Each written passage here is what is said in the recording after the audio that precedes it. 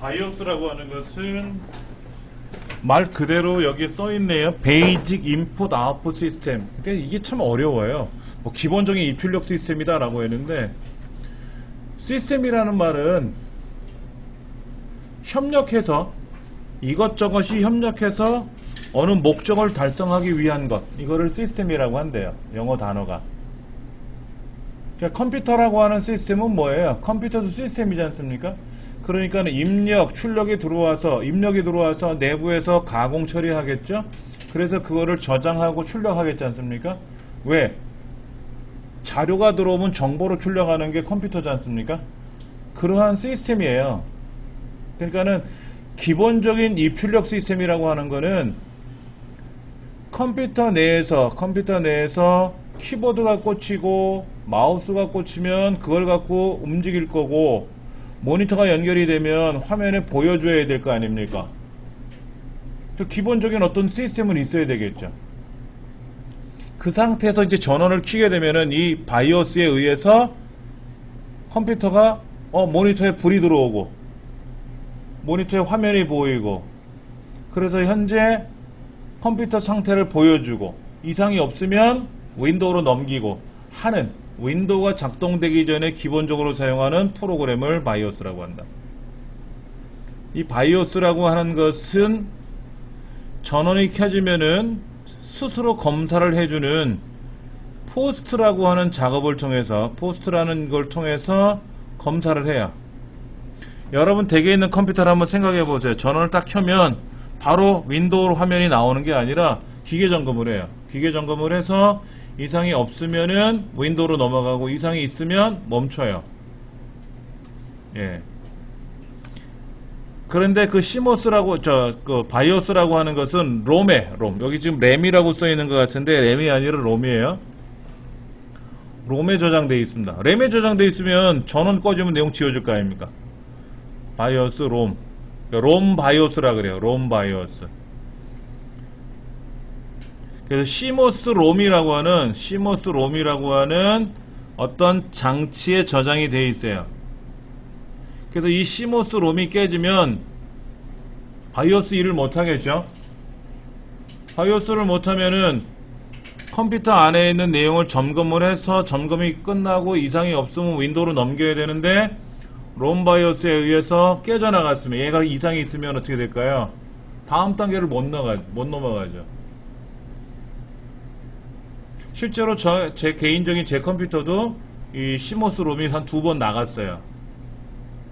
그래가지고 윈도우가 안 넘어가죠. 당연히 방법이 없습니다.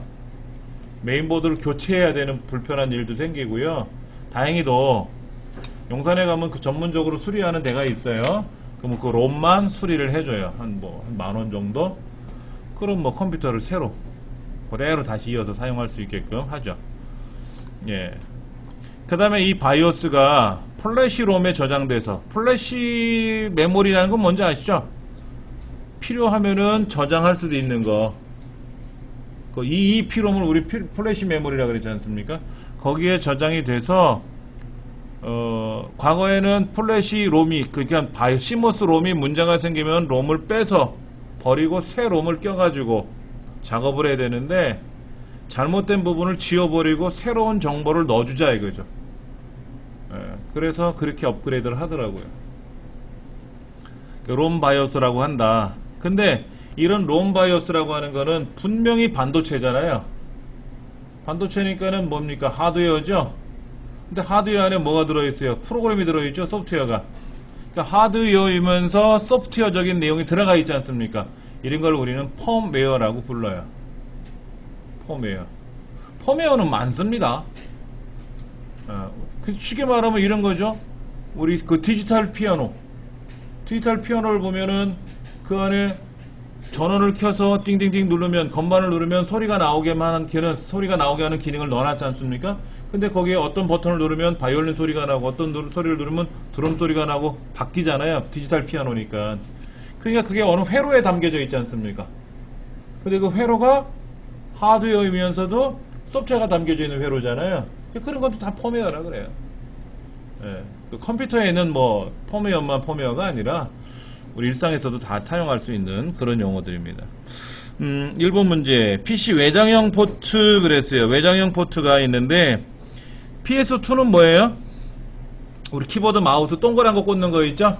그걸 PS2라 그래요. 1394는 뭐냐면은 디지털 캠코더에 연결돼요. 디지털 캠코더. 가장 많이 쓰이는 거고요. 그 다음에 USB는 뭐 여러분들 많이 쓰시는 거 알죠? 프린터도 사용하고 키보드 마우스로 사용할 수도 있고 뭐 외장 하드 연결할 수도 있고 별의별 거로 다 연결하는 게 USB죠. 만능이죠. LPT는요. LPT 포트는 라인 프린터라는 말의 줄임말이 LPT예요. LPT 포트는 사실은 LPT 포트라고 아니라 병렬 포트라고 할 텐데 하여튼 LPT는 프린터가 되겠죠. 라인 프린터니까. 키보드는 아니죠. 세 번째가 틀린 거예요. 다음 중 컴퓨터 내부에서 중앙 처리 장치와 메모리 사이에 데이터를 전송한다. 그럼 CPU 내에서 움직이는 거는 뭐라 그랬어요? 내부 버스라 그랬죠. CPU와 주기억 장치가 움직이는 거는 뭐예요? 외부 버스죠. 그럼 CPU가 아닌 다른 장치들끼리 움직이는 건 뭐예요? 확장 버스죠. 근데 여기에 지금 버스가 안에 있는 거냐 밖에 있느냐를 따지는 그런 버스도 있지만 무슨 내용이 뭐냐 이거야. 너 뭐 실어 나르는 거니? 나 제어를 실어 날러. 명령 실어 나르는 애야. 너는 나 데이터 주고받는 애야. 그러니까 5 더하기 3이 얼마냐 하고 키보드로 입력을 하면 5와 3이라는 데이터가 전달이 돼야 될 거 아닙니까? 그런 데이터가 전달되는 버스가 뭐야? 데이터 버스예요. 예. 그 다음에 모든 것은 다 주소, 번지로 움직인다 그랬죠? 어드레스 버스. 프로그램 버스라는 말은 없어요. 아래 한글을 실행한다 그러면 어떻게 되는 거예요? 아래 한글이라는 프로그램을 실행해라라고 하는 제어가 가겠죠. 그 보조기억 장치에 있었던 하드디스크에 설치되어 있던 아래 한글 프로그램이 데이터 버스로 옮겨와야 될 거 아닙니까?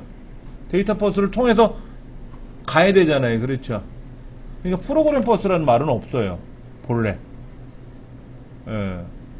그러니까 엑셀을 실행한다. 그럼 엑셀을 실행한다는 명령은 제어 버스고요. 그럼 아래 한글이라는 프로그램이 주기억 장치로 와야 될 거 아닙니까? 프로그램 자체가. 그건 데이터죠. 프로그램도 안에 있는 거 데이터죠.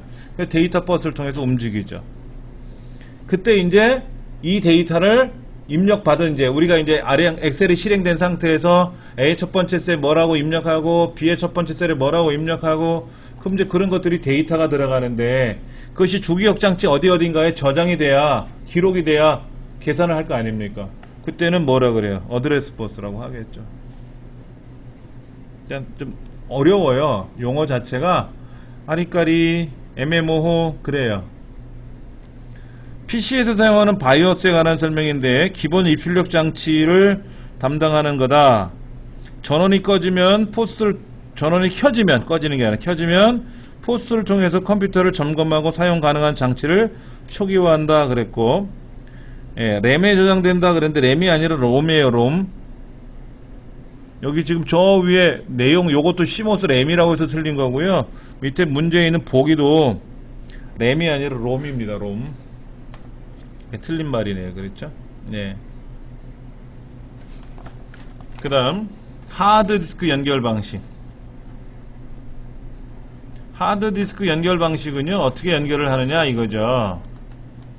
첫 번째 초기에 나와 있는 초기에 나왔다는 건 뭐냐면은요 옛날 우리 286 386 기억나세요? 그때 XT, AT 뭐 이렇게 표현했던 시절이 있었어요. 그리고 486 다음에 이제 펜티엄이 나오고 그랬지 않습니까? 그 초창기에 나와 있는 장치들은요 그런 거죠. 자, 그림을 한번 그려보면은 메인보드가 이렇게 있어요. 메인보드가 있고 메인보드에 CPU가 붙어있고 메모리를 연결해주는 장치가 이렇게 붙어있고, 예. 그러면 이거는 메인보드니까 본체 안에 들어있는 거죠. 그러면 이제 CD 같은 건 어떻게 연결해요? CD는 어디다 달아요? 이 메인보드에다 뭔가를 연결해줘야 되는데 메모리는 메인보드에 이렇게 탁 꽂으면 되지만 하드디스크는 부피가 있지 않습니까? 우리 핸드폰보다 큰 놈인데 이거를 메인보드에다 이렇게 다 꽂을 수는 없단 말이에요. 그러니까 이런 하드디스크나 CD, DVD 장치는 케이스에다 조립을 하죠. 케이스에다 조립을 하고, 그러니까는 케이스, 이렇게 케이스를 보면은 메인보드가 요만큼 들어가는 셈이에요. 그럼 요 앞에 CD나 DVD가 이렇게 달려있고, 그럼 CD와 DVD를 이렇게 집어넣는 거죠. 그 다음에 하드디스크는 보이지 않게 안에다 붙여놓고, 또 플로피 디스크도 예전에 여기다 꽂아갖고 디스크에 꽂았지 않습니까? 이런 장치들을 케이스에다 조립을 하고 나서 여기 있는 DVD나 플로피나 하드디스크 같은 거를 이 메인보드 어딘가에 연결을 해야 될 거 아닙니까? 이렇게 꽂아야 되잖아요. 선풍기라고 하는 걸 플러그 콘센트에다 꽂아야 뭐 스위치를 눌러서 리모컨을 눌러서 바람이 돌던 말던 할 거 아닙니까? 그랬죠. 그러니까 요거는 겉에 있는 거고 메인보드랑 연결이 돼야 되는 곳이 이렇게 있는데 어딘가 이렇게 연결을 해야 된단 말이에요. 근데 그 초기에 나왔던 거는 IDE라 그래요. IDE. 그 IDE는 하나가 있어요. 이렇게 케이블 꽂는 게 하나가 있어요. 커넥터가 하나가 있는데 이 하나에서 이렇게 빠져나가면은 중간에 하나가 있고 끄트머리에 하나가 있어요. 요 길이가 한 30cm 정도 돼요. 케이블이. 그래서 얘를 요렇게 얘는 여기 하드디스크다. 요거 메인보드에도 이렇게 꽂았다. 이렇게 선을 꽂았다. 전기줄을 꽂았으면 요 끄트머리 하드에다 하나 달고 요 중간에서 CD나 이렇게 하나 꽂고 하나에서 두 개가 연결되는 거예요. 한 케이블에서 두 개가 빠져나간다고 생각하시면 돼요. 그렇게 해서 최대 두 개까지 연결이 됐다 이런 얘기입니다. 두 대까지. 근데 두 개 갖고는 약해. CD 하나 달고 하드를 두 개 달고 싶은데 어떻게? 그럼 CD를 빼라 이거야. CD를 뺄 수가 없잖아. CD도 써야 되는데. CD도 쓰고 하드도 쓰는데 하드를 한 두 개 더 달고 싶다 이거. 하나를 더 달고 싶다. 그러면 한 개에서 두 개씩 빠져나갔으니까 그 꽂는 장치를 여기 꽂는 장치를 하나 더 달아주자 이거. 여기 하나 더 달아주면은 여기서 또 이렇게 쓱 빠져나가서 여기도 하나 달고 중간에도 하나 달면 합쳐서 4개까지 달 거 아니냐 이거죠. 그것이 뭐냐면 익스텐드 확장된 IDE다 이거지. 확장된 IDE. 그래서 총 4개까지 연결하는 거예요.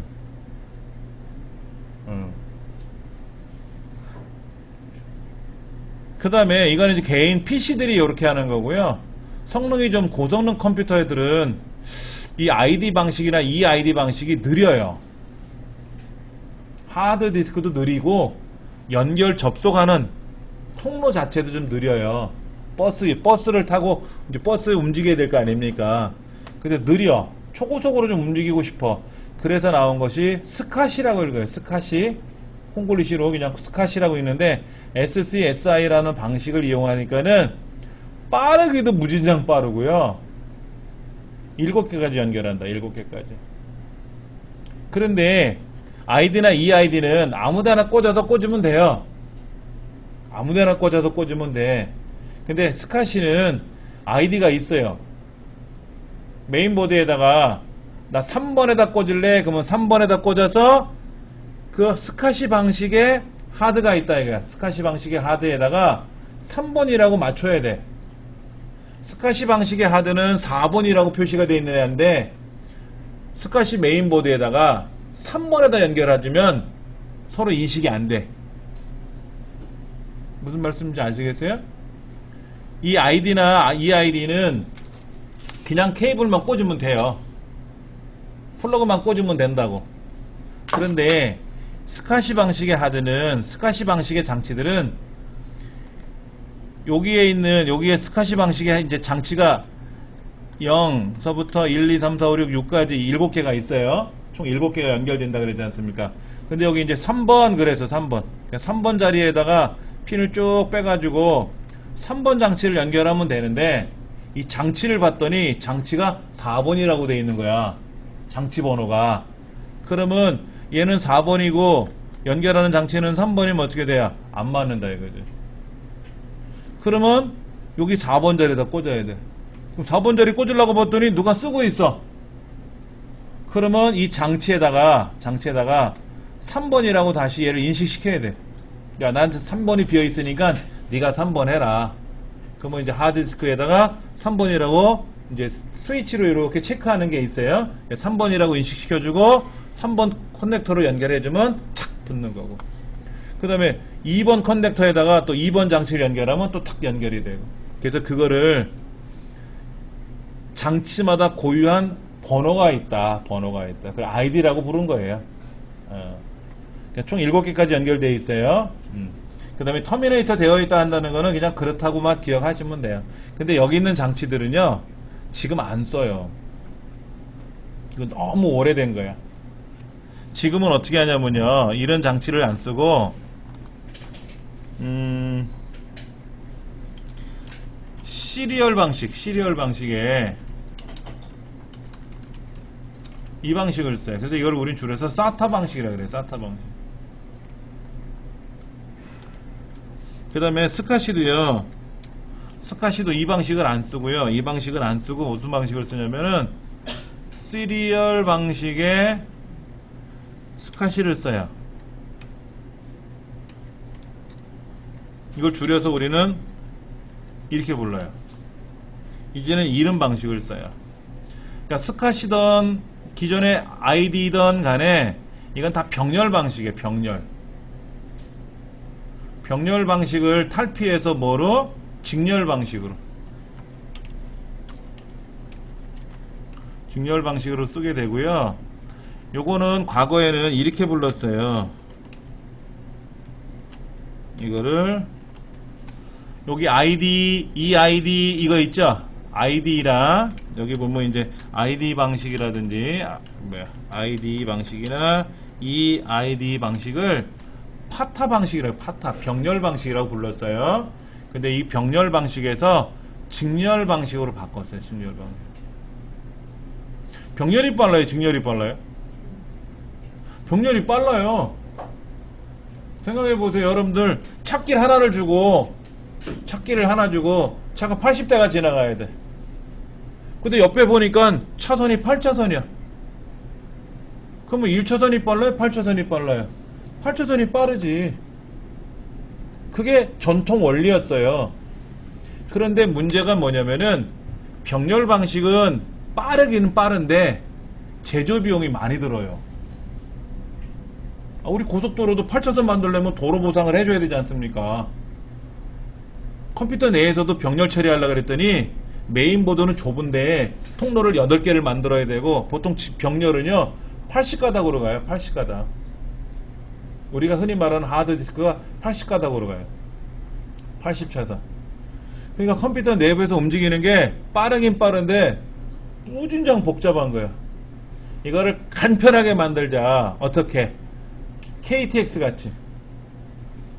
KTX는 가는 거 오는 거 하나씩만 있으면 되는데 많이 싣고 다니잖아요. 그런 새로운 방식을 개발해낸 거예요, 이제 사람들이. 그래서 그렇게 가자.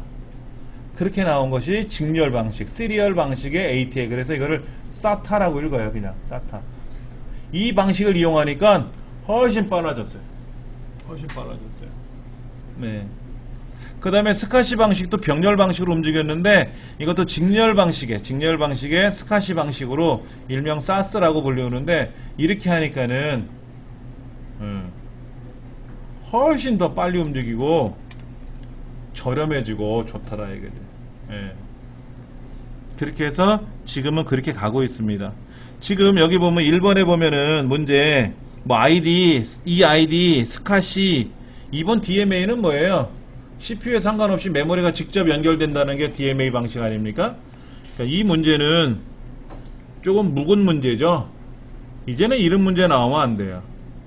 뭐가 나와야 돼? 당연히 SATA 방식이 나와야지. SATA 방식. 그리고 요즘은 이 아이디 방식이나 이런 거는요 컴퓨터 메인보드에도 많이 없어졌어요. 다 SATA 방식입니다. 다 SATA 방식. 예. 자, 업그레이드. 여러분, 업그레이드라는 말은 뭐예요? 다운그레이드가 있고 업그레이드가 있어요. 다운그레이드는 내리는 거고 업그레이드는 올리는 거예요. 예. 그러니까 내가 메모리가 4기가인데 8기가로 늘렸어. 그럼 업그레이드지.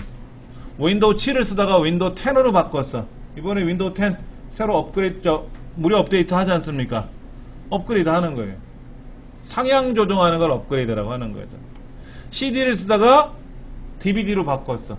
뭐 한글 2005 쓰다가 한글 2010으로 바꿨어. 이런 걸 우리는 업그레이드라고 한다. 근데 그게 기계를 업그레이드 하느냐, 프로그램을 업그레이드 하느냐, 엑셀 2003을 쓰다가 엑셀 2007로 바꿨다. 업그레이드가 되는 거. 이건 뭐 어려운 건 아닐 거예요. 그렇죠? 예. 그 다음에 파티션이라는 말이 나오는데요. 파티션은 이거는 칸막이에요. 칸막이. 우리 가정에는 저도 이제 집이 있습니다. 이제 퇴근하고 수업 끝나고 이제 집으로 갈 텐데 현관문을 딱 열면, 대문을 열면 안방이 있고 건너방이 있고 뭐 주방이 있고 뭐 문간방이 있고 뭐 방들이 있지 않습니까? 거실도 있고. 그게 뭐예요? 칸막이를 쳐놓은 거죠. 원룸이 아니라. 원룸이라는 건 뭐예요? 문 열었더니 그냥 통으로 되는 게 원룸이지 않습니까? 근데 거기에 방을 나눠놨단 말이야. 그걸 파티션이라 그래요. 자, 보여드릴게요. 우리 강의실 컴퓨터에 하드디스크가 있는데 하드디스크가 몇 개예요 지금요? 3개죠. 이거는 집이 3채가 있는 게 아니라 집은 한 채인데 방을 3개로 나눈 거예요. 근데 이렇게 봐서는 몰라요. 이게 집이 3채짜리인지 아니면 방을 3개 나눈 건지 이거는 몰라요. 이거를 안에서 관리 모드로 들어가면은, 컴퓨터에 가서 관리 모드로 들어가면은 여기 떠요. 니들은 집이 한 채, 3채가 있는데 따로따로 쓰는 건지 아니면 이제 보이겠죠? 자, 보세요. 지금 방이 하나, 둘, 3개라고 나눠져 있는데 알고 봤더니 뭐예요? 집이 한 채야. 집이 한 채고 칸막이를 3개로 나눠놨어. 안방, 건너방 이런 식으로. 이걸 우리는 파티션이라 그래요. 근데 여기 보면 제 USB 메모리가 있거든요. 제 USB 메모리가 있는데 이 USB 메모리는 하나를 하나로 쓰고 있어요. 원룸처럼 하나를 하나로 쓰고 있어요. 그래서 이렇게 나눠서 쓰던, 통으로 쓰던 간에 요 하나를 파티션이라고 부른다. 칸막이로 나눠놨다 라고 하는 뜻의 파티션이라고 불러요. 근데 이 파티션을 왜 나누느냐 하는 거죠. 파티션을 왜 나누느냐 하는 건데, 예를 들어서 C 드라이브 하나만 돼 있었어요. 그 C 드라이브 하나에 내 문서도 들어있고 프로그램도 들어있고 윈도우도 들어있고 다 쓰다가 바이러스에 감염되면 어떻게 돼요? 윈도우가 깨지죠. 안 켜진단 말이야. 그럼 어떻게 해야 돼? 새로 윈도우를 설치해야 되지 않습니까? 근데 보통 설치할 때 포맷 작업하거든요. 포맷을 하면 다 지워져요. 그럼 내 문서에 있던 거 어디 있어? 내 문서도 지워지잖아요.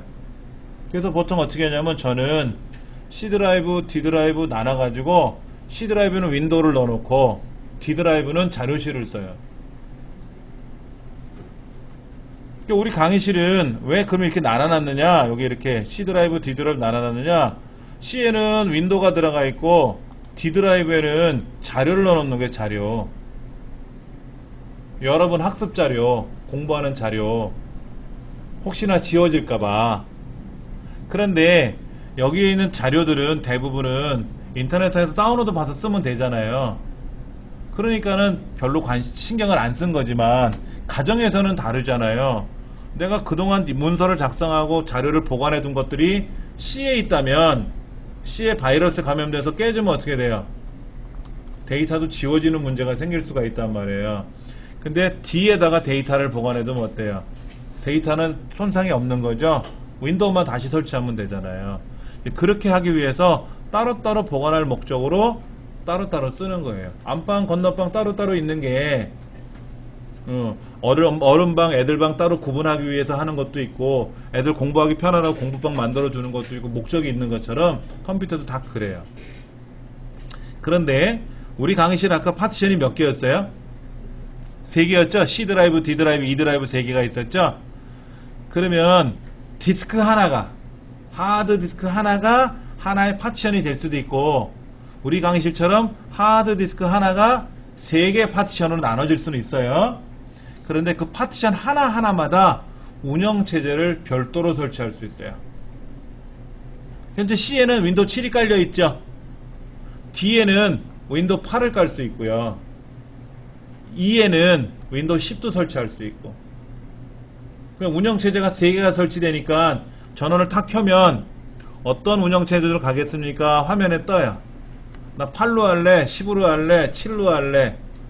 그럼 이번에 10으로 한번 해볼까? 그럼 10 딱 선택하고 연결을 하면 윈도우 10이라는 운영체제가 작동이 돼서 딱 화면에 뜨는 거예요. 그렇게 작업이 가능해요. 이런 것만 이제 자세히 배우는 거는 정비반에서 하고, 우리 수업에서는 그 정도만 예, 공부하시면 돼요. 자, 1번 문제 볼까요? 1번 문제 뭐라고 되어 있나 보세요. 컴퓨터 업그레이드 중 소프트웨어적인 업그레이드에 뭐가 있느냐라고 써 있네요.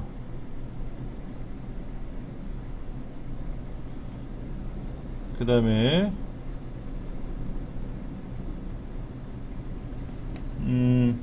MS 오피스 2000에서 오피스 2003으로 교체했다. 그게 소프트웨어적인 거죠. 하드 디스크를 120기가에서 300기가로 늘렸대요. 이건 하드웨어적인 업그레이드잖아요. 512MB에서 1GB로 1기가가 1024니까 늘렸대요. 이것도 업그레이드고요. 펜티엄 3에서 펜티엄 4로 교체. 이게 언제 때 얘기를 하고 있는 거야? 전설 따른 3.2기 같은 거라네. 예. 예를 들어서 메모리를 8기가 쓰는데 16기가로 늘렸다. 이런 것이 요즘으로 표현하는 업그레이드지. 이거는 너무 옛날 방식을 얘기했네. 하여튼 첫 번째가 소프트적인 업그레이드가 되겠죠. 2번 하드디스크의 파티션에 대한 설명이다. 옳지 않은 것을 고르시오 그랬는데, 하나의 물리적인 하드디스크를 여러 개로 나눌 수가 있어요. 맞죠? 우리 집도 그렇잖아요. 그렇죠? 파티션을 나눈 후에 하드디스크를 사용하기 위해서는 포맷이라는 작업을 해야 돼요. 벽을 공사를 하면 벽 공사 끝나고 나서 청소해야 되잖아요.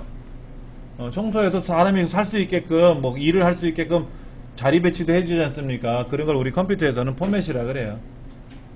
자료를 저장할 수 있게끔 세팅을 해줘야 되거든요. 파티션을 정리하고 나면은 포맷을 꼭 해야 된다. 그 다음에 하나의 하드디스크 내의 모든 파티션에는 서로 다른 운영체제를 설치할 수 있는 거죠. 동일한 운영체제만 설치한다. 이건 잘못된 거죠. 세 번째가 틀린 말이네요. 그렇죠? 그리고 하나의 파티션에는 하나의 파일 운영체제만 설치하는 거죠. C 드라이브 안에다가 윈도우 7, 윈도우 8 두 개를 설치할 수는 없어요. 가상으로 설치할 수는 있지만 실제로는 안 돼요. 자, 그 다음 하드디스크 및 메모리 용량 문제 해결. 하드디스크는 보조기억 장치죠. 하드디스크는 보조기억 장치고, 여기서 말하는 메모리는 주기억 장치죠. 얘를 이제 따로따로 한번 생각해 볼게요. 자, 이 컴퓨터에 봤더니 C 드라이브가 지금 절반 이상이 남아 있는데, 오늘 가서 봤더니 여기 꽉 차 있는 거야. 꽉 차 있어. 뭐를 저장하려니까 공간이 없대. 우리 큰애가 며칠 전에 뭐 하드디스크를 늘려달래요. 그래서 왜? 그랬더니 부족하대. 2000기가를 사다 줬거든요. 2테라. 근데 부족하대. 가서 봤더니 뭔 영화를 그렇게 보관해 뒀어요. 여기다 지 보고 싶은 영화를 인터넷상에서 다운로드 받아가지고 꽉 찬 거예요. 근데 영화 용량이 엄청나게 많은 거야. 근데 지워라 하기도 참 뭐한 게, 고생해서 받아놓은 거잖아. 쓸데없는 게 아니라 저도 아직 안 본 영화도 있고, 그러니까 걔는 따로 보관해둬야 되겠죠. 참 애매한 거예요. 만약에 쓸데없는 거라면, 너 여기서 봤던 영화 뭐가 있니? 다 봤대. 여기서 진짜 감동적인 거 뭐 있니? 한 개도 없대. 아, 그럼 다 지워. 이러면 되는데 아직 안 봤대. 몇 개 보긴 봤는데 너무 재밌어 다음에 또 볼 거래. 그러면 계속 보관해둬야 되겠죠. 그런 경우는 애매한 거죠. 애매한 거죠. 예. 자, 스마트폰도 마찬가지예요. 스마트폰에 가서 어떤 분 딱 봤더니 사진을 찍으려고 봤더니 공간이 없대. 3년 전에 찍은 사진, 5년 전에 여행 가서 찍은 사진이 그대로 다 있는 거야, 이 안에. 스마트폰 안에. 뭐 몇천 장이 찍혀 있는 거야. 꽉 차 있어요. 꽉 차 있어. 아, 이거를 옮기세요 했더니 옮기는 걸 모른다는 거야. 아, 그러시냐고. 알았다고. 그럼 컴퓨터에다 연결하는 방법을 알려드렸죠. 아니면 보조 메모리 꽂는 게 있어요, 이 안에다가. 그래서 옮기면 돼요. 그래서 여기 있는 사진만 댁에 있는 컴퓨터로 옮겨 놓으세요. 옮겨 놨더니 한 8기가 바이트 정도의 사진을 몇천 장을 옮겨 놓은 거예요. 그래서 이제 이 안에 비었죠. 예전에 찍은 사진 다 옮겨 놨으니까 이제 지워낸 거죠. 그러니까 허전하긴 허전하지. 애들 사진 찍은 것도 봐야 되는데, 근데 어쩌다 보는 거잖아. 매일 보는 것도 아니고. 집에 있는 컴퓨터로 보면 되잖아. 이제 여행을 갈 때가 문제죠. 여행을 가서 봤는데 찍을 공간이 없으면 못 찍지만 이제는 공간이 많이 있으니까 또 마음 놓고 찍을 수가 있는 거죠. 그렇게 메모리 관리를 하셔야 돼. 우리 집에 쓰지 않는 물건이 있으면 빨리빨리 치워버려야지. 그렇죠. 자, 사용하지 않는 파일을 백업을 해야 돼. 그냥 삭제하면 안 되죠.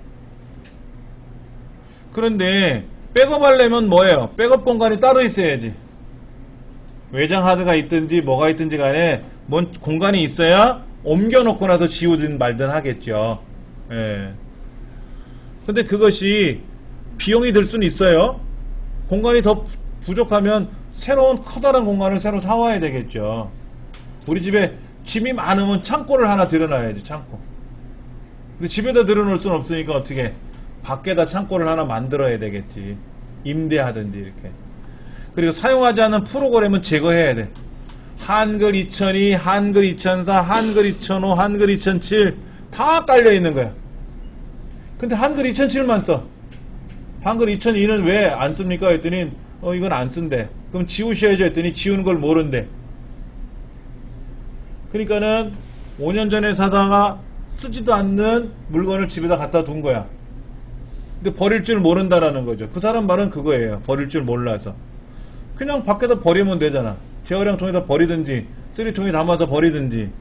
근데 컴퓨터는 잘 모르시다 보니까는 이게 버리는 건지 안 버리는 건지, 그리고 어떻게 버리는지를 모르고 어떻게 제거하는지를 몰라서 시작에 가서 모든 프로그램에 가서 제어판에 가서 모든 프로그램에 가서 보조 프로그램에 가면은 시스템 도구에 디스크 정리라는 게 있어요. 디스크 정리. 우리 디스크 정리 배웠어요. 이걸 해주면 불필요한 공간들을 다 삭제를 하게 돼요. 그 다음에 한글 2002, 한글 2004, 한글 2005는 안 쓰니까 이제는 자격증 시험에도 안 나오니까 다 삭제를 해버린다든지, 그렇게 디스크 정리를 한다든지, 휴지통도 비워놓고, 이런 식으로 하면은 하드 디스크 공간이 좀 널널해지고 여유가 생기겠죠. 그렇죠? 자, 그 다음에 메모리 용량이 부족한 건 뭐냐면요, 메모리라고 하는 것은 컴퓨터 주기억 장치를 메모리라고 하는데, 내 몸에, 내 옷에다가 주머니에다 가방에다 들고 다니는 거라고 생각해 보세요. 집에 있는 내 책장에 있는 책은 보조기억 장치라고 보면 되고, 내 가방에 있는 거는 주기억 장치라고 보면 돼요. 근데 보지도 않는 책을 잔뜩 들고 다니면 안 되잖아. 무겁기만 하잖아요. 그렇죠? 그러니까는 이런 거예요. 주기억 장치가 부족할 때 책에서 뭐라고 돼 있어요? 불필요한 프로그램을 종료한다, 이거. 무슨 얘기예요?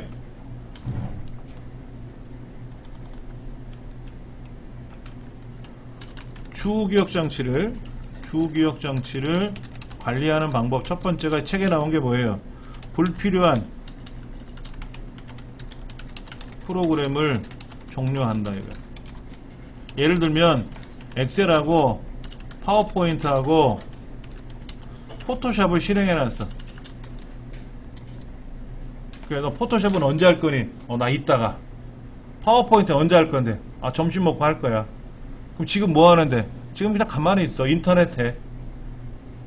그럼 엑셀도 안 할 거지? 안 해, 지금. 파워포인트는 그것도 안 해. 포토샵도 안 해. 그럼 닫어, 이거야, 닫어. 닫아라, 이거지. 닫으면 주기억 장치에 엑셀 프로그램, 파워포인트 프로그램, 포토샵 프로그램이 현재 들어와 있는데, 그러다 보니까 어떻게 된 거예요? 내 몸이 무거워진 거지. 그럼 얘를 닫는 순간 어떻게 돼요? 주기억 장치가 가벼워지니까 공간이 많아지면서 다른 일을 하기가 수월하다, 이거죠. 예. 여기 책에 뭐라고 되어 있어요? 시작 프로그램에 설정된 불필요한 프로그램을 삭제하고 시스템을 재시작한다, 이렇게 써 있어요. 이게 뭡니까? 모든 프로그램에 가면 시작 프로그램이라는 공간이 있어요. 시작 프로그램의 공간.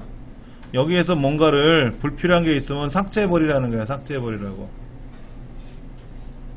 근데 이거는 사실 중요한 거는 아니고요.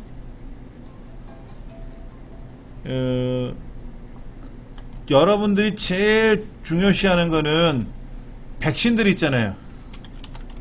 중복된 프로그램들. 예를 들면 백신 종류들을 여러 개를 설치하면 컴퓨터가 느려져요. V3도 설치하고 네이버 백신 설치하고 알약도 설치하고 뭐 엄청나게 많은 걸 깔아놓더라고. 사람 몸에 뭐를 잔뜩 지고 가는 거야. 근데 예방접종은 하나만 있으면 되거든. 알약이면 알약 하나만 있으면 되고 V3는 V3 하나만 있으면 되는 거예요. 그러니까 이런 백신 저런 백신이 다 들어와 있으니까 어떻게 돼요? 몸이 무거워서 버거운 거예요. 이 강의실을 한번 볼게요. 여기에 윈도우즈 작업관리자에 들어가니까는 현재 제가 아크로 리더라는 걸 사용하고 있대요. 아크로 리더. 아까 그 교환 보는 프로그램 이거니까는 닫을 수는 없죠. 이거는 있어야 되고. 그 다음에 아도브 CF 헬퍼라는 게 작동되나 봐요. 여기 아도비 무슨 인스톨러 있는데 데스크탑 서비스가 있는데 현재는 제가 안 해요. 포토샵도 안 할 거거든요. 그럼 이걸 어떻게 닫아야 돼. 이걸 닫아. 안 쓰니까 닫아야지.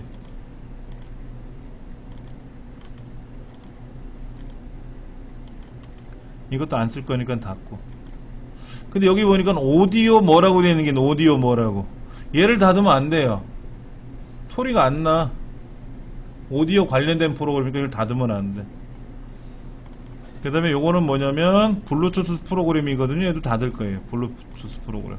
지금은 안 쓸 거니까. 그 다음에 요건 동영상 강좌. 제가 지금 동영상으로 제작하고 있잖아요. 그러니까 이건 닫으면 안 되겠죠.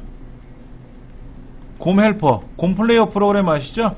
그거에 연관된 프로그램이 작동되고 있대요. 근데 곰 플레이어 지금 쓰지도 않거든요. 닫아버려야 돼. 인터넷은 제가 실행하고 있죠.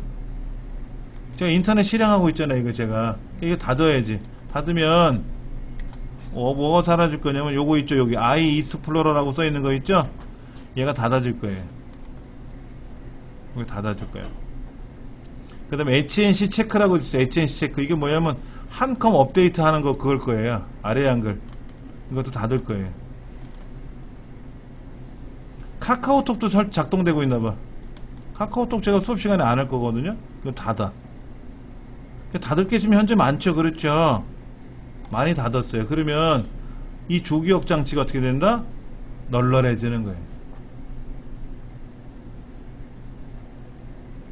아니 요 앞에 산에 운동가제 그랬더니 물통 2리터짜리 5개를 지고 오고 도시락도 찬압으로 한 3개씩 싸오고 무거운 거야. 이 사람 가다가 쓰러져. 그냥 물병 조그만 거 하나 들고 오면 되는데 몇 날 며칠 백두대간 종주하는 것도 아니고 그렇잖아요. 그렇게 간단하게 움직이게끔 해야지. 그 다음에 엑셀도 실행하지 않는데 엑셀을 띄워놓으면 안 되고 파워포인트 실행도 하지도 않는데 파워포인트 띄워놓으면 어떻게 돼? 안 쓸 건데 그럼 빨리 닫아야지. 쫙 닫아야지. 닫으면 어떻게 된다? 자 이제 그림판도 제가 닫을 거예요. 이거 닫을 거야. 안 쓸 거니까. 그럼 그림판 사라졌어요. 메모장은 이거 닫으면 안 되겠죠? 여러분 보셔야 되니까. 자 그러면 이 안에 있는 기능이 늘 널널해지는 거예요. 이렇게 해서 관리한다 이거지. 조기억 장치를 관리한다 이게. 그런데 그래도 안 되면 어떻게 돼요? 조기억 장치 자체가 너무 작게 조립을 했나봐. 컴퓨터를 사올 때. 그럼 조기억 장치를 늘려줘야지. 그때 가서 안 되면. 애기 때야 보행기 타고 놀았지만 어른이 되면 보행기 타고 못 놀잖아요.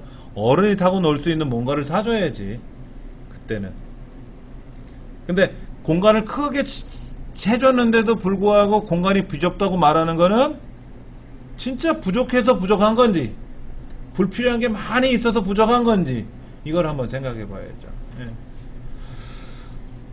어려워요. 그래서 관리하는 게. 저야 뭐 이쪽 일을 전문적으로 오래 해왔으니까 관리를 하고 하는데 저희 집 애들도 관리 못해요. 한두 달 한 번씩 가서 보면은요, 컴퓨터 들여다보면 엉망진창이 돼 있습니다. 예. 그럼 이제 제가 관리해주죠. 이래라 저래라 하라고 막 가르쳐주면 아빠가 해 이래요. 아빠 잘하잖아. 방법이 없어요. 특히 우리 남자들보다 여성분들이 관심 없어 해요. 그런 쪽에는 기계적인 거 관심 없어 하시잖아요. 우리 집 남자애는 관심을 가져요. 여자애는 관심이 없어요. 노트북이든 데스크탑이든 사다 주면 쓸 줄 알지 관리 전혀 안 합니다. 예. 닦기는 잘 닦아요. 예. 다 닦습니다. 깨끗하게. 머시만은 또 닦는 건 못 닦아도. 자, 그러면 오른쪽에 있는 문제 한번 볼게요. 컴퓨터 사용 중에 디스크 공간 부족이 나타났어요. 그럼 어떻게 될까요? 현재 사용 중인 파일을 삭제하지 않고 공간을 확보하려 한대요. 휴지통 비우면 되겠죠. 일단은요. 인터넷 브라우저에 있는 캐시 내용을 삭제하고요. 그 다음에 임시 파일들, 백업 파일이나 템포러리 파일들을 삭제하는 거고요. 포맷하면 다 지워지죠. 안 되죠. 포맷하면 쓸모 있던 없던 다 지우는 게 포맷인데 포맷하면 큰일 나지 않습니까? 예. 집을 헐고 새로 짓겠다는 얘기죠. 4번은 컴퓨터 문제 해결 방법으로 가장 옳지 않은 것은 했는데 부팅 속도가 느려졌어요. 그럼 바이러스 검사해 봐야죠. 일단은요. 하드디스크 용량이 부족하면 어떻게 돼요? 불필요한 프로그램을 종료한 후 불필요한 프로그램을 종료한다는 건 뭐예요? 자, 하드디스크가 부족한데 엑셀을 실행한 걸 닫아. 그럼 주기억 장치를 조정하는 거잖아요. 용량 관리하는 거잖아. 다시 껐다 키면 그리고 엑셀을 또 실행하면 뭐 할 거야? 두 번째는 아닌데? 말이 안 맞아. 하드디스크를 인식하지 못하는 경우에는 어떻게 돼요? 컴퓨터에 여기 C 드라이브, D 드라이브 있었는데 오늘 가서 보니까 D 드라이브가 안 보여. USB 메모리를 꽂았는데 인식을 안 해. 그럴 수 있지 않습니까? 그러면 컴퓨터 안에 연결 케이블들이 있는데 그 연결 케이블이 빠져 있는지 확인해 보라는 거죠. 그런 경우 있어요? 누가 문 열고 뚜껑 열어갖고 뭐 빼놓고 가나? 근데 황당한 일이 생겼어요. 어제 저녁 새벽 1시까지, 오늘 새벽 1시까지 인터넷 잘 하다가 잠을 잤죠. 8시 20분에 눈을 딱 떴습니다. 아침에 눈 뜨면 전자우편을 확인하는데 컴퓨터를 딱 키니까 네트워크 연결이 안 돼 있습니다. 그래. 어라? 그럼 공유기가 문제가 있나 보다. 그래서 IP 공유기를 껐다 켰어요. 다시. 그 공유기가 막 신호가 잡히더라고. 근데 네트워크가 아직 연결이 안 돼 있어. 모뎀을 봤더니 모뎀이 불이 꺼져 있어. 근데 자세히 보니까 희미하게 불빛이, 희미한 불빛 아래 마주 앉은 어쩌고 저쩌고 희미한 불빛이 깜빡거리고, 보통 모뎀을 보면 불빛이 막 바삐 움직이지 않습니까? 신호 들어가고 나가는 게 하나도 없는 거예요. 그래갖고 106 SK텔레콤에다가 전화를 걸어서 이거 해결 좀 봐주쇼. 그랬더니 담당 거기 직원이 저 지금 휴가 왔어요 그러더라고. 죄송합니다. 그래서 다시 이제 사무실로 전화를 걸었더니 업무 시간이 아니네. 그래갖고 106으로 다시 전화를 걸었더니 거기도 아직 9시가 안 됐다고 안 된대. 그래서 9시 넘어서 전화했더니 서비스를 받아준 거예요. 오늘은 안 될 것 같고. 왜 오늘 안 되냐고. 급한데. 급합니다. 그러면 긴급으로 제가 요청해 놓을게요. 그러대. 불안한 거예요. 저희 동네에 SK텔레콤 브로드밴드 연결해준 업체가 있잖아요.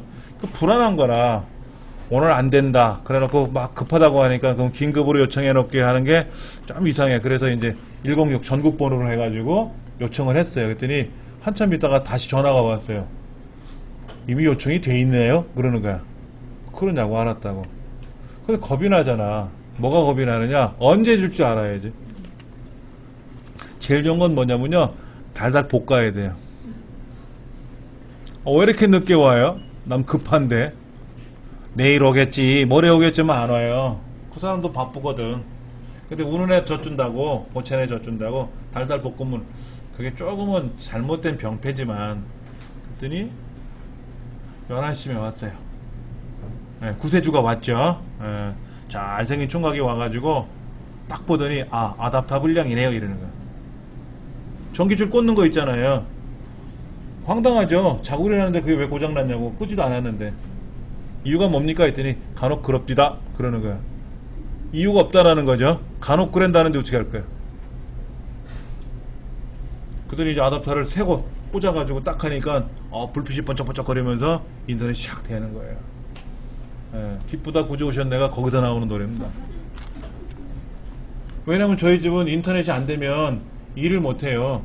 저도 일을 못하고 애들도 그거 갖고 다 모든 일을 해야 되는데 공부도 해야 되고 요즘 인터넷 안 되면 아무것도 못하지 않습니까? 스마트폰 갖고는 뭐를 하는데 스마트폰 갖고 일을 못하니까 아주 애를 먹었어요. 케이블 이게 빠져있다? 케이블 연결을 다시 한다? 아, 이사 오시면 준비하셔야 돼 이거. 여러분 이사를 왔어 새로. 컴퓨터를 들고 집에 있던 컴퓨터를 가게에 있던 컴퓨터를 집으로 옮기실 수도 있잖아요. 그리고 나서 컴퓨터를 꽂으면 전원을 켜면 안 되는 경우가 많아요. 들고 온 게 아니라 차에 싣고 오다 보니까 덜컹덜컹 거려서 안에서 흔들려요. 느슨하게 풀어진 거야. 커넥터가 딱 꽂아야 되는데 왜냐면 전기줄처럼 두 가닥 꽂는 게 아니라 컴퓨터 안에 들어가는 회로는 240가닥 280가닥을 꽂아요. 안에 메모리 같은 경우. 근데 그게 조금만 어긋나면 신호가 안에서 딱 멈춰버려요. 그럼 아무것도 못하죠. 그럴 때는 뚜껑을 열고 걔를 풀러야 돼요. 근데 풀어놓은 것도 그냥은 안 풀어지거든. 왜?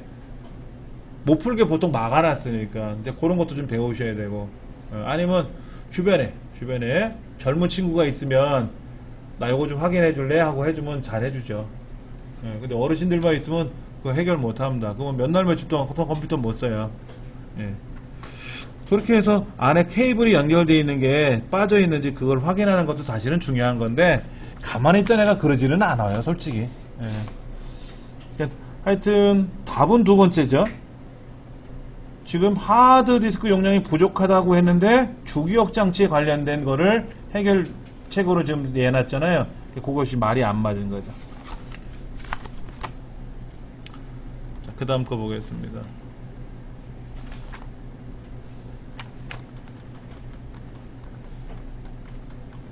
지금 뭐야? 이게 윈도우용 보조 프로그램 얘기 나온 거죠?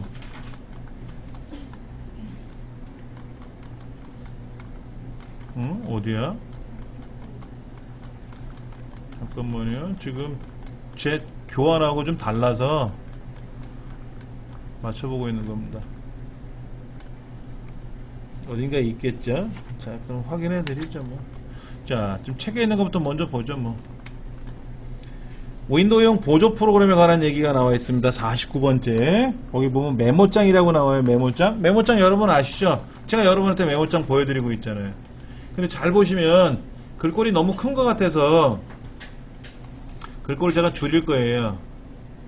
요것만 블록 잡고 글자를 커라 그러면 어떻게 돼요? 이것만 글자를 작게 해라 그러면 다 작아지거든요. 얘만 안 작아요. 메모장은 글꼴의 크기를 크게 작게 글꼴의 형태를 다 바꿀 수는 있어요. 바꿀 수는 있는데 이렇게 만들어서 저장을 해서 저 집에 보냈더니 저 집은 글꼴이 10이야. 그러면 10으로 나오는 거예요. 저 집은 10이란 크기로 만들어서 보냈는데 이 집 컴퓨터는 크기가 20이야. 그럼 20으로 나오는 거예요. 즉 서식 설정이 없다 이거지. 서식 설정.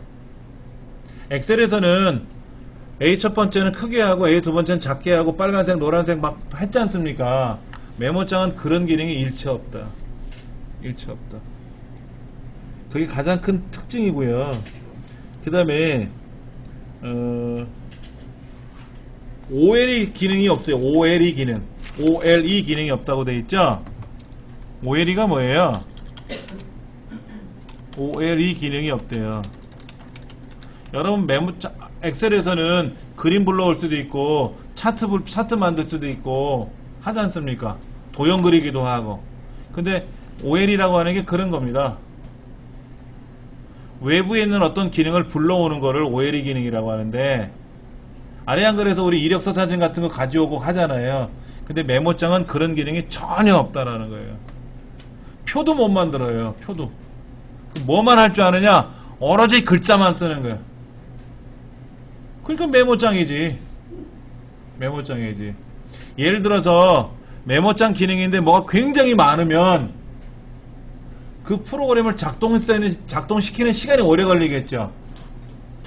우리 강의실 컴퓨터는 좋으니까 빨리 작동되는 것 뿐이고, 느린 컴퓨터도 있잖아요. 성능이 안 좋은 데서 메모장을 실행하는데 이런 기능 저런 기능 다 만들어서 불러오려면 빨리 메모해야 되는데 못하지 않습니까? 그래서 메모장은 그런 기능이 없다는 거예요. 일치 없는 거예요. 그러니까 오로지 텍스트, 글자만 쓴다.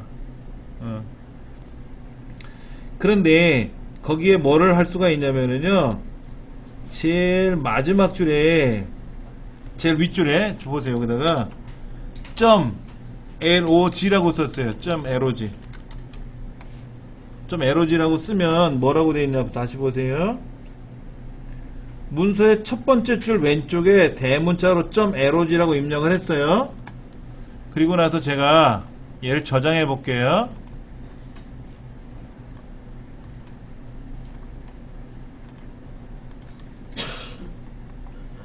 닫았어요. 메모장에 가서 불러와 볼게요.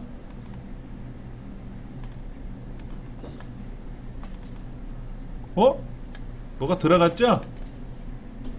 뭐 들어갔잖아요. 날짜가. 또 저장할게요. 닫았어요. 다시 메모장 실행합니다. 아까 만든 문서 또 불러올게요.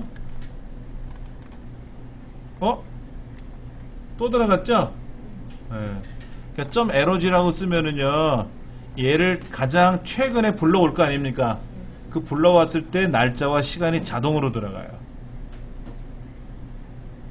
뭐라고 쓰면 로그가 뭐예요? 접근하는 거, 접속하는 거잖아요. 본래 로그는 일기를 쓰는 걸 로그라 그래요. 항해 일지를 쓰는 거. 그러니까 뱃사람들이 첫날 뭐 부두를 출발해서 뭐 어디로 백기를 따라서 갈고, 둘째 날 뭐 오늘은 기상이 어쩌고 저쩌고 쓸 거 아닙니까? 그런 거를 우리는 항해일지라고 하는데 그걸 로그라 그래요. 예. 여러분 이런 말 들어보셨죠? 웹. 로그가 뭐라 그랬어요? 기록하는 게 로그라 그랬죠? 그러니까 웹에다 기록을 한다 그래서 이걸 뭐라고 불러요?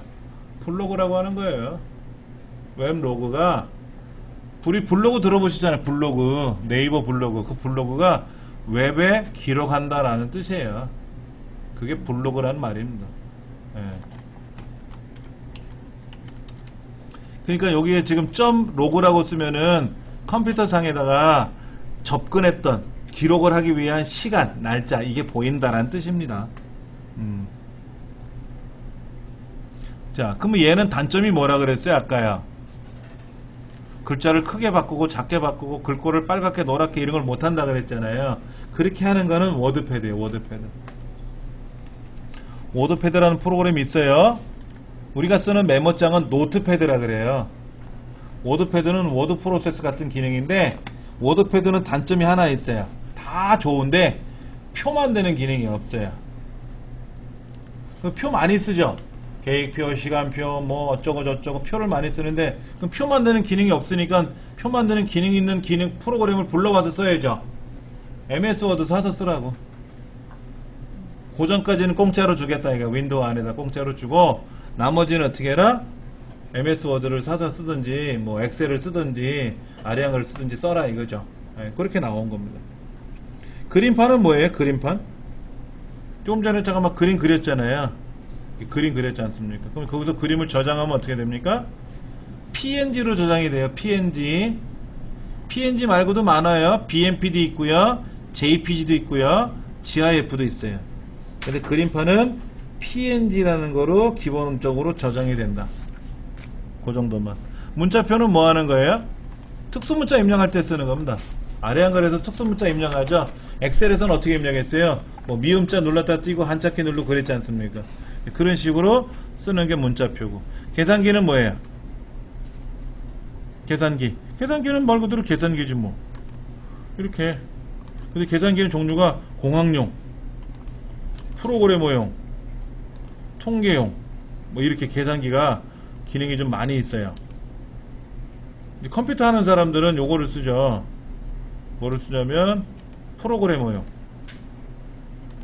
공학용은 공대 다니는 사람들이 공학적인 계산을 하기 위해서 쓰는 거고, 프로그래머용은 이진수, 8진수, 10진수, 16진수를 계산할 수 있게끔 하는 기능이 다 들어있거든요. 이런 것들을 할 때 쓰는 거고, 일반적으로 쓰는 거는 일반용 그냥 더하기 빼기 이런 것만 하면 되니까 그런 기능이 있다더라 하는 거. 그 다음에 캡처 도구. 캡처라는 말이 뭐예요? 캡처? 화면의 내용을 전체나 혹은 일부를 이미지로 저장할 수도 있고요, HTML로 저장할 수도 있고요. 저장하는 겁니다. 저장. 여러분 스마트폰에서 뭐 어떤 놈이 이상한 문자를 보냈어. 그러면 요걸 어떻게 캡처를 해야죠. 근데 기능이 좀 있더라고. 제 거는 그냥 손바닥으로 위를 이렇게 쓱 지나가면 화면이 캡처가 돼요. 이렇게 비비고 지나가면. 본래는 여기 있는 파워키하고 또 무슨 키하고 이렇게 동시에 누르면 화면이 저장이 되더라고요. 그런 기능이 있는데, 저는 이제 갤럭시 S3인데 그냥 손바닥으로 이렇게 비비면 캡처가 되는 기능이 있어서, 이제 오늘 아침에 그 뭐 송금할 일이 있어서 송금을 하고 나서 송금 내역이 뜨지 않습니까? 송금 됐습니다 라고. 그래서 그거 캡처해 가지고 보내주고 그랬죠. 그 사람이 뭐 통장 열어보면 돈이 들어간 거 알 수 있겠지만, 제가 캡처해서 보내니까는 뭐 확인됐습니다 라고 연락이 오더라고. 그런 경우에도 많이 쓰고. 그런데 보통은 이미지로 저장이 되는데, HTML이라는 거로도 저장이 된대요. HTML. 홈페이지 만드는 거. 그 다음에 스티커 메모는 뭐예요? 스티커 메모? 포스트잇처럼 만들어서 쓰는 거예요. 여기 있다. 스티커 메모. 이거 누르면 여기 이렇게 하나씩 떠. 이런 게 하나 떠. 이걸 떠가지고 이거를 가지고 여기다 막 글 쓰고. 근데 이 글 쓰는 게 단점이 뭐냐면요, 여기다 글을 썼잖아. 얘를 닫고 집에 가서 보려 그러면 집에는 없죠. 여기다 쓰는 거잖아. 그래서 답답해요. 사무실에서 메모를 한 거를 집에서도 보면 좋잖아. 어떻게 하면 돼요? 네이버 메모 쓰면 되지 뭐. 네이버 메모 안 해보셨어요? 네이버 메모를 띄워가지고 컴퓨터에서 입력을 하고 저장을 하면, 스마트폰에서도 네이버 메모 있잖아. 앱이 여기서도 볼 수 있고. 로그인만 하면 뭐 어느 컴퓨터 다 보이니까는. 윈도우 미디어 플레이어는 뭐 하는 거예요? 윈도우 미디어 플레이어는 동영상을 재생하거나 오디오 파일, mp3 오디오 파일 같은 거를 재생할 수가 있고요. CD, 오디오 CD도 재생할 수가 있고요. 동영상 파일도 재생할 수가 있어요. 그 다음에 CD나 DVD를 구울 수가 있어요. 우리 CD 굽는다고 하죠? 레코딩이 가능하다 이거죠. 레코딩이 가능하다. 그리고 동기화 기능을 이용하면은 내 컴퓨터에 들어있는 음악들을 다 연결을 해가지고 휴대용 장치에서 작동할 수도 있어요. 그 윈도우 미디어 플레이어라는 거를 하려면 내 윈도우에 계정이 있단 말이에요. 계정. 그 계정을 스마트폰에서 세팅을 하면은 내 컴퓨터 상에 있는 노래들을 스마트폰으로 딱 확인해. 그리고 맞아, 거기 노래 있었지 하고 여기서 들을 수도 있어. 왜냐면 집에 있는 컴퓨터가 인터넷 되잖아요. 켜놓으면 인터넷 연결돼 있으니까 스마트폰으로 연동이 돼가지고 사용할 수 있게끔 한다 이거죠. 미디어 센터는 뭐 하는 거예요? 미디어 센터는 멀티미디어 관련된 작업을 하는 거예요. 영화를 본다거나 사진을 본다거나. 미디어 플레이어는 사진 보는 건 안 돼요. 음악 듣는 건 가능하고 영상 보는 건 가능한데, 사진을 보거나 뭐 TV 시청 기능 그런 거는 없어요. 근데 미디어 센터에서는 그런 게 있다더라 이거죠. 자, txt, 텍스트 인 파일을 편집할 수 있는 프로그램이 아닌 것을 했는데, 아래 한글이나 워드패드나 메모장이나 파워포인트나 엑셀이나 이런 거는 글자를 다 편집할 수 있는 기능은 있는데, 그림판에서는 텍스트 파일을 글자를 못 불러와요. 그림판 안에다가는 글씨를 쓸 수는 있는데, 글씨를 쓰면 그 글씨는 그냥 그림으로 저장되는 글씨예요. 예. 그림판이 틀린 거다 하는 거죠. 자, 메모장에 관한 설명에다 가장 옳지 않은 것은 OLE가 지원되는 아스키 코드 형식의 텍스트 파일을 OL이 안 된다 그랬잖아요. 그러니까 1번이 틀린 말이네. 그렇죠? 1번이 틀린 말이. 자, 그 다음 사용권.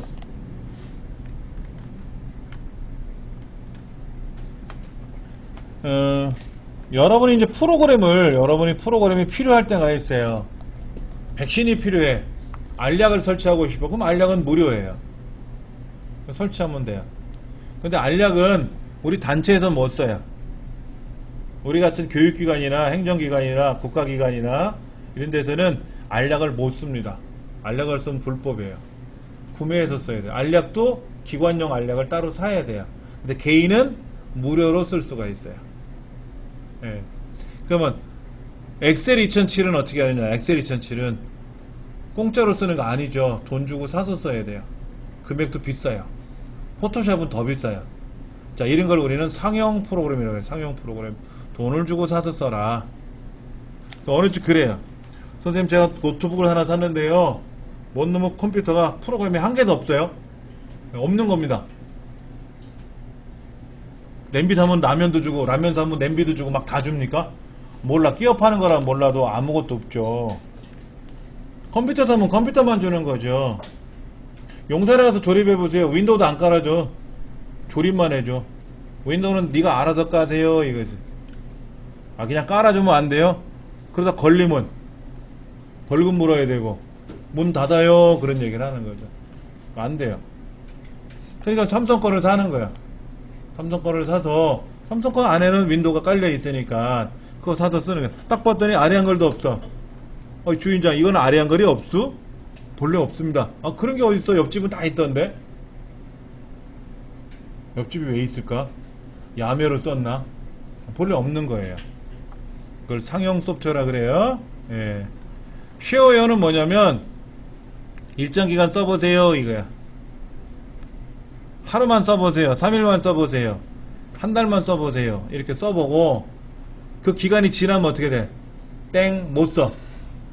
마음에 들었는데 그럼 돈 주고 사세요 이거지. 돈 주고 사세요. 그게 쉐어예요. 프리웨어는 뭐냐면 공짜죠. 공짜. 아까 알약 이런 거 있잖아요. 알집 이런 거 공짜로 써라 이거죠. 공짜로 써라. 주로 인터넷을 통해서 많이 하죠. 그런데 그 공짜는 공짜인데 그 안에 들어있는 프로그램의 알맹이까지도 다 풀어낸 공개하는 게 있어요. 여러분, 알약을 공짜로 주는데 알약을 내가 마음대로 뜯어 고칠 수 있어요? 그건 안 해줘. 그냥 결과만 써라 이거야. 결과치만. 근데 공개 소프트웨어라고 하는 건 뭐냐면 오픈소스라고도 하거든요. 오픈소스라고도 하는데 이거는 내가 다 줄 테니까 레시피까지 다 줄 테니까 네가 여기 있는 대로 해 먹던 말던 그런 거지 않습니까? 우리 레시피가 중요하잖아요. 재료가 아무리 있으면 뭐 할 거냐고. 제 레시피가 없으니까 못 해 먹는 건데 공개 소프트웨어는 뭐냐면 레시피를 주는 거예요. 레시피. 근데 레시피를 봤더니 나한텐 짜? 그럼 싱겁게 하면 되고 나한텐 싱거워 그럼 짜게 하면 되잖아요. 그럼 내가 마음대로 뜯어 고치면 돼. 단 요거는 누가 만들어 준 겁니다 라고 하는 저작권은 있죠. 그거 개발자 이름은 건들지 말아다오 하더라고. 보통 다 뜯어 고쳐도 좋은데. 데모는 뭐예요?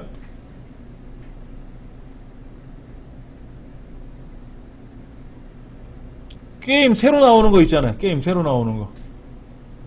요즘 보니까 누구더라? 그 이순재 씨도 게임 광고하던데요? 뭐 오성 뭐 저거.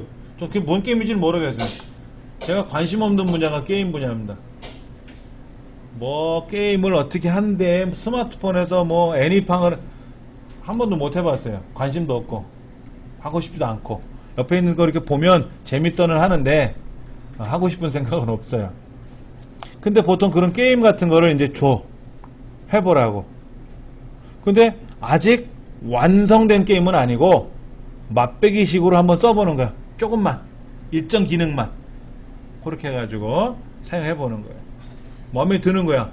그럼 좀 기다려보세요. 며칠 후에 제대로 된 게임 나올 겁니다. 하고 기다리게 하는 거죠. 홍보하는 거지, 홍보. 자, 그러면 프로그램을 제가 하나 개발하겠죠. 게임, 아주 멋있는 게임을 제가 하나 개발했어요. 그러면 저는 멋있게 했는데 남들이 봤을 때 게임이 재밌어야 되지 않습니까? 그러니까 잘하는 사람이 그럼 내가 한번 테스트 해줄게 해서 테스트를 해요. 그걸 우리는 첫 번째 테스트라 그래서 알파 테스트 그래서 만들어진 게 알파 버전이라 그러는 거예요. 전문가들이 보통 테스트를 해요. 잘하는 사람끼리. 그렇게 해서 만든 알파 버전을 가지고 이제 일반인들이 많은 사람들이 알파 테스트보단 더 많은 사람들이 테스트를 한번 해봐요. 잘하는 사람끼리. 초보자도 한번 테스트 해보고. 그렇게 테스트하는 걸 베타 테스트라 그래요. 베타 테스트. 그리고 베타 테스트를 거쳐서 이제 베타 버전이 나오면 그거를 쫙 풀어요. 그리고 나서 이상이 있는지 없는지 또 알려달라고 그래요. 그럼 이제 소비자들은 그걸 갖고 막 테스트 해보면서 또 이상이 있는 부분을 또 개발자들한테 보내주겠죠, 연락을. 그럼 그 개발자들은 그걸 가지고 또 고쳐나가는 거예요. 그래가지고 이제 짠 하고 본 프로그램이 나오죠. 그래, 그렇게 나오면 주로 뭐냐면 상용 소프트웨어로 나오는 거예요. 그 게임을 돈 주고 사서 하세요, 이거지. 근데 아까 그 알파 테스트라든지 베타 테스트 한 사람들 있잖아요. 그 사람들은 공짜로 줘. 고생했으니까. 그 공짜로 받으려고 베타 테스트를 하는 경우도 많아요. 자, 그렇게 해서 이제 제작을 해갖고 배포했는데, 문제가 발생할 수도 있죠. 그러면 업데이트를 하잖아. 우리 윈도우 업데이트 하듯이 그때그때마다 업데이트를 하는 거예요. 근데 업데이트 할 양이 너무 많아. 뭐가 큰 결함이 생겼나봐. 예를 들어서 창문 우리 옛날 그 화선지 한지로 만든 창문 있잖아요.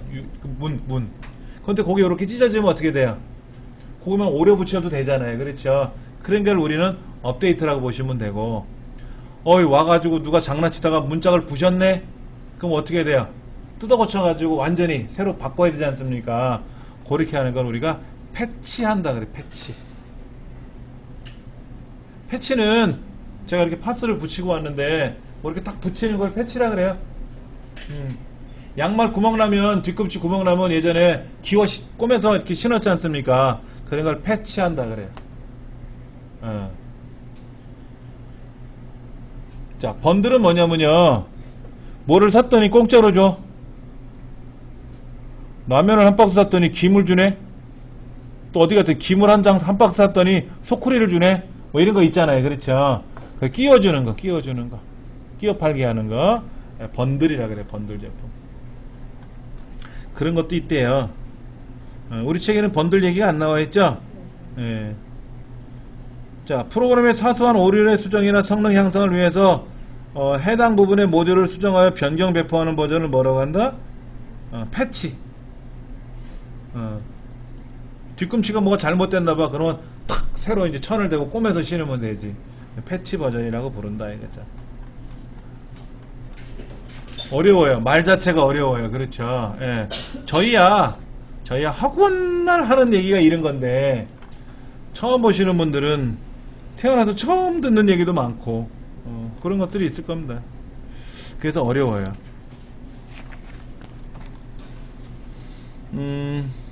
잠깐 쉬었다가요, 운영체제 설명하겠습니다. 운영체제, 운영방식. 이건 다음 시간에 하면 되겠고, 엑셀 들어갈게요.